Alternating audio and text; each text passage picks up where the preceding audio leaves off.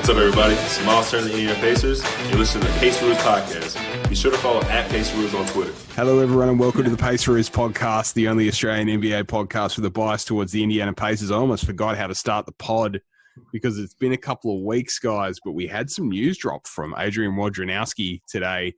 The votes have been counted. The tallies are in, and the NBA Players Association has voted to start the NBA season on the 22nd of December 2020. Justin, this is the only vote that the Paceroos care about right now. The other ones we're trying to ignore for the duration of this podcast, but it's weird to have basketball coming back so soon after it just finished, isn't it? Yeah, not much going on in the world in the moment, is there? But yeah, good to talk NBA, not politics for a while. It's great to have the NBA back in 8-9 weeks. I think there's part of me that goes, wow, like you mentioned, Adam, NBA is going to be back already. You know, teams like Lakers and Miami, geez, they've just come off an NBA Finals. But I saw a tweet before. I think 75% of the league haven't played since March and June. So it's like, well, you got so many players who have been out since, the Rudy Gobert OKC COVID game that, these teams need to get back playing. So, yeah, I'm pumped. I cannot wait for the season to start. Alex, I bet you were pretty stoked to see some Woj announcements today to take you away from politics. How excited are you for the basketball to be back in just over a month's time? Incredibly excited, but I think I'm more excited to finally see that Woj notification and not some random, beat writer from Philadelphia with 1,000 followers tweeting some Oladipo rumor at 6 a.m. So it's good to see some reliable sources back on the timeline. I'm almost ready to mute the word Oladipo for the next month or so, just so I can avoid any and all rumors, aren't you? Exactly. I think we all are. All three of us are probably tired of it. I think most Pacers fans are, aren't they? But yeah, it's fantastic to have basketball back, and it's going to be a whirlwind, isn't it? There's going to be so much happening in not so long of a time. So, Pacers, Kevin Pritchard, I should say, and the front office have a lot of work to do from now till November and then December. Yeah, it's we've got 13 days until draft day, and the trade moratorium is going to be lifted sometime between now and then, likely to be in the day or two leading up to the NBA draft. Then we're going to have the draft on November 18 American time, November 19 our time. And immediately thereafter, in the next day or two, we're going to enter free agency, which is insane because usually we have a good sort of 7 days or so before June 30th, July 1st from draft day. And we have that week to sort of catch our breath, read a bunch of rumors, talk ourselves into Ricky Rubio. And then all of a sudden, Malcolm Brogdon happens and the Pacers pull a fast one on us. I want to talk about the impact of this timeline, this turnaround to the Indiana Pacers. Obviously, new coach, Nate Bjorkgren, starting his very first head coaching job. We spoke about that in the last episode. But look, Alex, I'm going to start with you, and I'm going to give you my view, and we'll see what you think. But I think with a ball club that is focused on veterans, with an all-star that doesn't look like being traded, that looks like trying to, at the very least, prove that he still has all-star value in this league as he seeks for his next contract. I can see this quick turnaround being a real positive for a team like the Pacers. I don't think there's going to be a lot of change with the core pieces of the starting lineup of this team. I think there's going to be a fresh face on the bench, and that's going to interject some positivity and some excitement to the ball club. So I think the quick turnaround is going to suit teams like the Pacers, and it's also, I think, going to result in a lot more continuity or teams that are having a lot more continuity being rewarded for that continuity. What are your thoughts? Yeah, well, I think, people took for granted last season that the Pacers had a massive roster overhaul, right? They had 9 new players on the roster. That is not normal, especially for the Indiana Pacers. So I think, as you mentioned, I would be surprised if we see more than 1 or 2 new players on the roster this next season. But I think to have that continuity is so important, and to give guys like Domas, Miles another chance, even if it's just 3/4 of a season, to see if they can work. That's super important. These guys are the future of your franchise. I think to have this core group this starting lineup, have a full season together. What did they play last season? 10 games together before the playoffs, maybe not even that many. So, to have a full season under their belt is going to be huge. And, look, it's easy to be pessimistic about the Oladipo situation. I think that's fair enough, but I think it's also a really exciting time to be a Pacers fan. And we were the 4th seed last season. Yeah, we got swept, but I think when fully healthy, this team is going to be one to watch out for. Speaking of pessimistic about the Oladipo situation, Justin, I'm really interested in your thoughts. There's a lot of reports flying around. There's a really quick turnaround time between last season and this season. It doesn't look like there'll be significant roster moves from the Pacers. It certainly doesn't sound that way. It sounds like they're just going to roll the dice with the existing lineup with no significantly new pieces. How are you feeling about that? What are your thoughts on the NBA start time? What are your thoughts on the roster potentially staying exactly the same from last season? I'm on the fence. I agree with everything Alex said. And that's a real positive outlook on the team, which I love. And yeah, everything he said was correct. But you've then got to look at it from the other side of the fence, and that's how many years in a row have we been swept? We just fired Nate McMillan, who, I think all Pacer Nation can agree did a very good job in the regular season. So Nate McMillan wasn't the problem with this team. So if we're just going to fire the coach and expect, all our problems are solved, well, no, that's not the case. We have to get deeper. The bench does not give us the output we need. Doug McDermott, Justin Holiday played terrible in the bubble.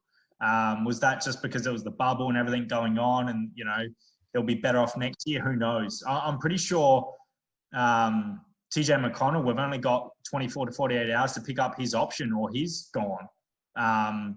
So that'll be really interesting because I think he was one of our better bench players, although he was someone who didn't perform well in the bubble either, although he didn't get much game time. But, I think we do have to make a move. I know everyone knows my stance on Oladipo.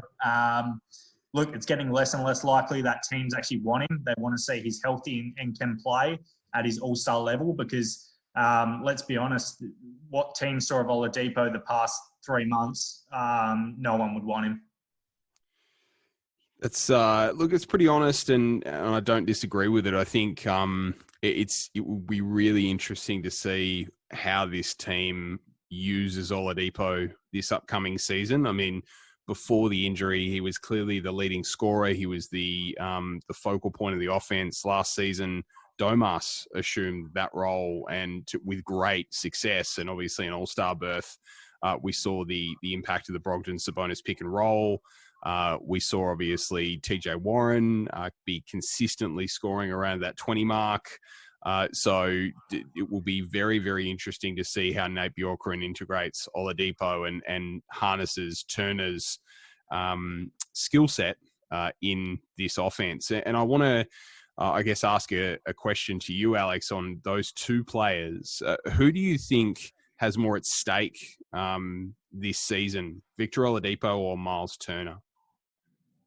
Oh, Vic. I think in terms of longevity and in terms of him having one chance, this is his only chance to get a max deal. I obviously don't think he'll get it. Obviously, I don't think any of us do. But if credit to him, man, if he comes out and balls out this season, I could see a team giving him a lot of money, if not the Pacers. But then again, if he comes out and performs subpar like I think he did, during the restart, what team's going to give him a lot of money? You know what I'm saying? So I think Victor Oladipo has got a ton of money to lose this season. And, in terms of Miles, I think that's more the Pacers and him and that relationship could end this season. I could see it ending, but I don't think that's necessarily a bad thing for his career. You guys know my stance on that. So I think Vic's got a lot more to lose. Yeah, I think Victor Oladipo is arguably the most under pressure player in the Eastern Conference this season. As you said, he's got an expiring contract. He's potentially looking at a maximum contract if he can get back to all-star level or improve on that level and become a superstar. I think the difficult thing is that we haven't seen that in 2 years. it's been 2 years and we haven't seen any change at all or any sign at all of that player aside from that game winner against Chicago. And that was, not a great game overall. His first game back, he looked shaky. He's looked shaky since. So, the best case scenario for the Indiana Pacers is that the old Victor Oladipo somehow miraculously comes back. The positive, this is my city, all-star, leading player on this roster. I think I want that. Despite all the water under the bridge, despite all the mixed messages, despite all the weird posturing over the past 12 months, that would be fantastic. Indiana needs an all-star to be able to contend alongside Miles, alongside Malcolm, alongside TJ, Miles. And Victor is that guy. But right now, I guess the consolation prize to the old Victor coming back is Victor improving his value and Justin, Indiana not losing Victor for nothing. Yeah, that's it. Obviously, us three have labelled that doomsday scenario where Oladipo doesn't play well or even plays well, and then we get no offers for him and he leaves in free agency. We all know we can't lose a player for nothing. My thing is if he's still a Pacer after the trade deadline, no matter how he plays, that just means that no teams want him or the offers we got were absolutely terrible. He doesn't want to be in Indiana. There's rumours going out there now that he might want to stay in Indiana. Yeah, because Miami Heat don't want him now. So it just sounds like he's having Pacers as his fullback option, which I hate. He's my favourite player on the team, but I still want him gone because he's just shown a lack of interest, and everything he's said since really he's got injured is nothing about the team. It's all about getting the most money possible. But we've touched on that before. I want to ask you two something, and that's, I went through the top 8 teams in the Eastern Conference and Western Conference, and you can tell every team but the Pacers, for me, who they're building around. You've got, Toronto with Siakam, Boston with Tatum, all that. Can you guys name me who the Pacers are building around? That one player. It's got to be Sabonis, doesn't it? Well, interesting, isn't it? I don't know. I don't know who they're building around because there's 3. We've seen 3 different incarnations of this Pacers team over the last 2 years. We've seen a Victor Oladipo-led Pacers team. We've seen a Domas Sabonis-led Pacers team. And for a very brief period, we saw a TJ Warren-led Pacers team. So we've seen 3 different offensive weapons have the capacity to carry the offense for this team. We played through those 3 players. So, I don't know where the primary offensive option is on the Indiana Pacers roster. I think it's great that we have multiple options available, but I think your team clearly needs an identity, and you need to be able to understand who the pecking order is, so that when there's a minute left and you're down by 2 points, who are you giving the ball to? Who are you running the play for? There's only right now, so many. Who knows? No, we don't know. We say for the Pacers, it's like game-by-game situation. Who's played well deserves the last shot. That shouldn't be the case. Like, every team's got their clutch player, Damian Lillard, Kawhi, those sorts of players. The ball's in my hand. We don't have that with the Pacers. Oladipo was the guy for a season, but you saw TJ Warren stepped up when he was on fire. Brogdon hit big shots, but we need that player. This is my team. This is my shot. And the other thing I'd like to add to that is I just named 3 players on the starting lineup, but I didn't name the guy who was leading the Eastern Conference, I believe, in clutch points at different points this season, which is Malcolm Brogdon.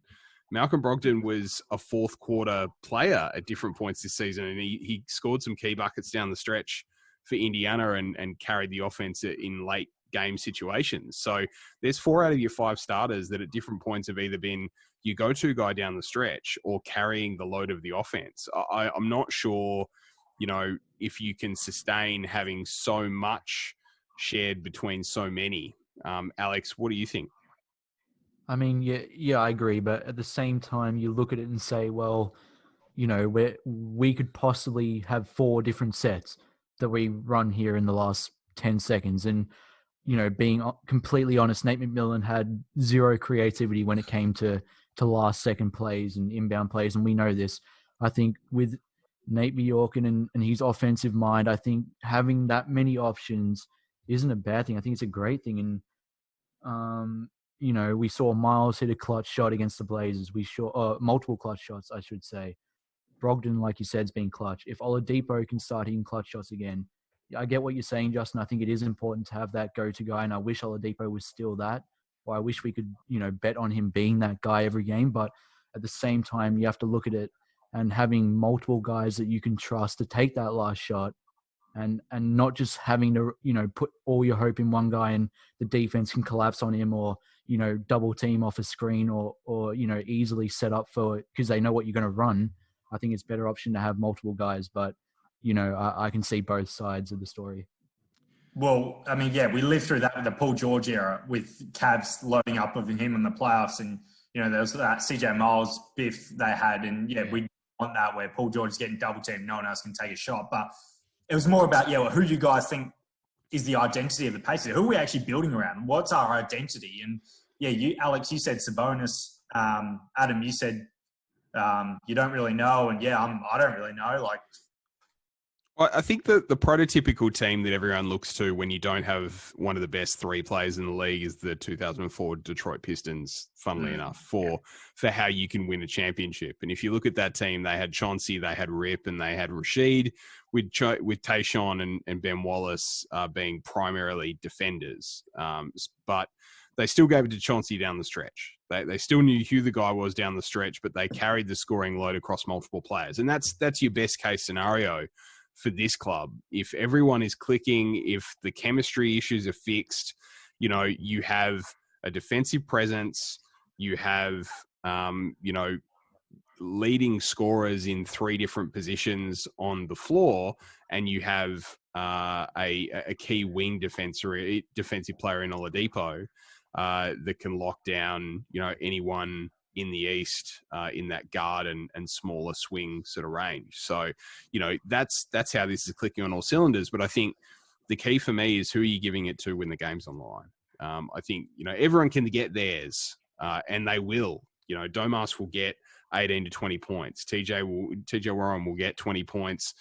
It remains to be seen if Victor can get around that mark as well. But if he can, and Malcolm and Miles can still get shots away, then, that offense is clicking and all of a sudden it's extremely potent because that's the ceiling of this team. But there's so much to be said for Victor Oladipo's downward trend over the last 2 years post-injury, during and post-injury. And Alex, it just all rests on his shoulders. If he can't get it right, or if Indiana can't trade for a player who can replicate even 80% of what he gave, then this team's not going anywhere. 100%. And I want to ask this to you guys, actually, because I was thinking about this earlier in the day. If Oladipo does come back to the Pacers next season, which it's looking like it's going to happen, and he balls out, he gets back to all-star form, starts playing well, but still doesn't want to be in Indy, where do you think his value, even if we have to wait to the deadline, do you think he'll have enough value to get something of value in return? If he's an all-star, and if he returns to that level, absolutely. I think, there's I think at that point though, you're getting a first rounder and you're getting a rotation player. You're not getting another all-star back. You're not even getting a borderline all-star back. You're getting a good player, and you're getting hopefully a lottery pick for Victor Oladipo at the deadline. A team that really needs to get over the top. I mean, a team like, multiple teams have first round picks that are owned by different clubs. Oklahoma is one of those. I think New York has Dallas's pick, for example. So there's a couple of picks that they own. So, there's clubs that have more than one pick, and potentially one of those will end up being in the lottery. So that's probably what I'd lean to, because Justin, there's no real way that you get anyone close to an all-star back. No, there isn't. But to kind of answer your question a bit more, Alex, as well, I wouldn't want him I don't want him on the team if he doesn't want to be a part of the future. Like, if I'm Kevin Pritchard, you have that conversation here. I'm hopeful he's already had it, saying, do you want to be here long term? But do you think KP is going to take that gamble right now? Do you think he's saying, well, you know what, we're going to bet on Vic being an all-star? Do you think he's going to take that gamble or no? Well, I mean, from all reports, he's going to have to because no team wants him.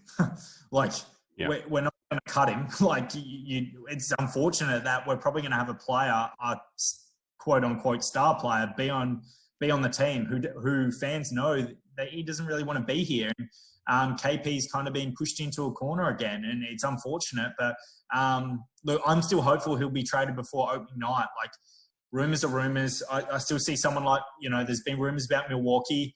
They have to go all in this year. They have to.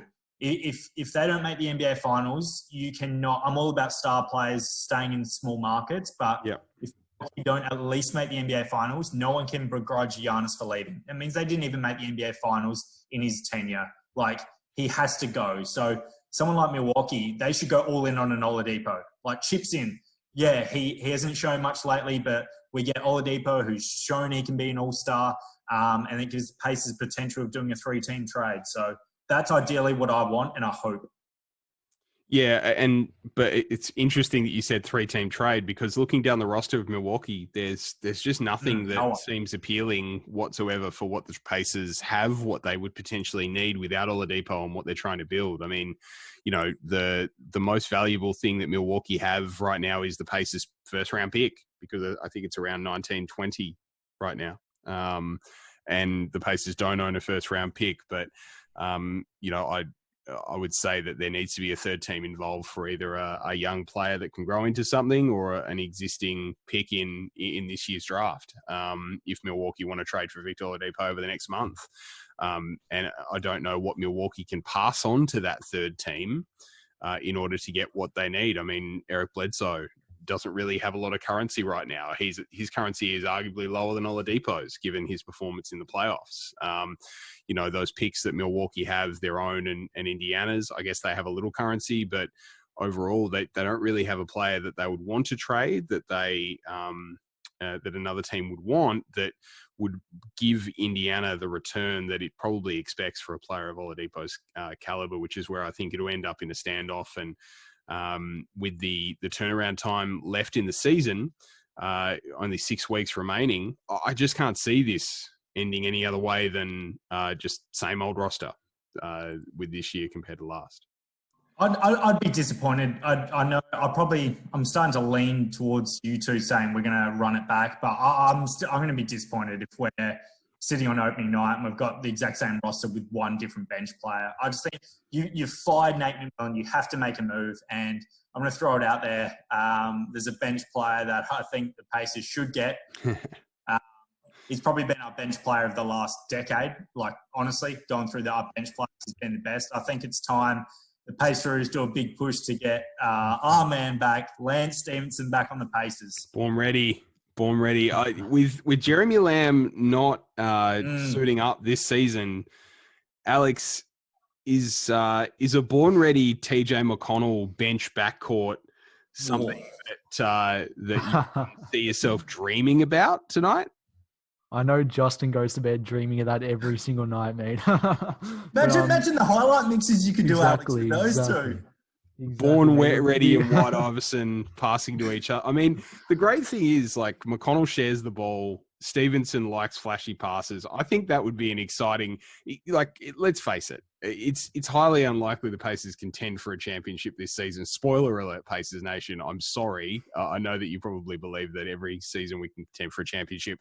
It doesn't look likely this season unless something dramatic happens, like we trade for Drew Holiday. But I think we need a bit of positivity in 2020, and the man to turn 2020 around is Lance Stevenson. That is one man was going to do it. Yeah. If one man was going to make the world a better place, it would be Lance Make Him Dance, wouldn't it? Yeah. He can. 2020 has been a crappy year for just about everyone. Lance Stevenson needs to come back on a basketball court and make us smile again. That's what we need. I mean, look, but the bottom line is Lance is still a very talented basketball player. I think he's a positive locker room influence. I think he's an eclectic guy. I think, Nate Bjorkgren clearly is a positive guy as well. I just can't see how this fails, Justin. For sure. And I don't know if I told this story before, but obviously I had the privilege of meeting some players. Apart from Roy Hibbert, Lance Stevenson was the one guy who wanted to meet me, wanted to talk to me. I was some random Australian guy. He took the time to talk to me. I was sitting while he was shooting around. Nicest guy ever. And you just see he's got that positivity around everyone. Miles Turner comes out and said he loves him, best teammate he's ever had. So, and he can flat out hoop. I wouldn't be surprised. I've mentioned it before. He's the player you want in the playoffs going up against a LeBron. I wouldn't be surprised if Lance Stevenson is our top scorer one night in a playoff game, because he brings that energy, that intensity where he can score 20 points, 8 rebounds, 7 assists. So I think it's time we get him back. If you follow him on social media, you can see he's working his tail off to get back into the league. I think he's definitely still an NBA caliber player. We know the Pacers love him. We know he plays the best for Indiana. I just think it's time to get him back.